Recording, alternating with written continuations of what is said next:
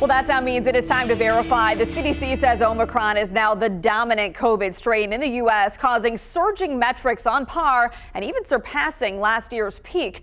Testing is in high demand with low supply in some areas, so you certainly don't want to waste a hard-to-get at-home test.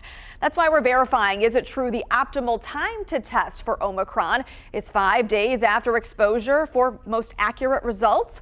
Our sources for this are the CDC, an MIT study published in the Annals of Internal Medicine, and Dr. Chris Uhl, infectious diseases physician for Atrium Health Wake Forest Baptist. The time to test following an exposure to COVID is roughly 3 to 5 days. For both Delta and Omicron, probably closer to 3 days makes more sense because the virus is more transmissible and it tends to cause infection faster. Yes, testing 3 to 5 days after exposure is best right now, a slight difference from the 5 to 7 days health experts recommended last year before Delta and Omicron entered the picture. And timing is important. A 2020 MIT study looked into the probability of a false negative on a COVID test. On the first day after a probable exposure, the likelihood was 100% of a false negative. That percent decreased with each passing day.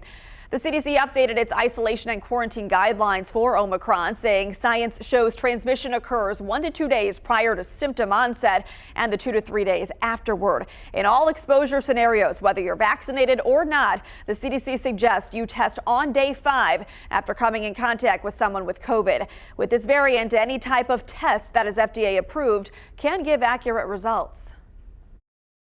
Either a PCR test or a rapid antigen test is fine, and the home tests are fine for doing it as well.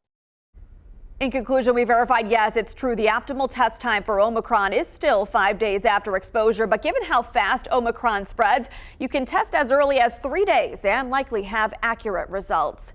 Soon, testing could become more plentiful and less expensive. Starting this Saturday, the Biden administration is requiring insurers to reimburse insured individuals for up to 8 at-home tests per month. And the government is also working on a website where you can order some of the 500 million at-home kits becoming available soon. You can help stop the spread of misinformation. If you see a claim or a story that needs to be verified, send a selfie, video, or short paragraph to verify@WFMY.com.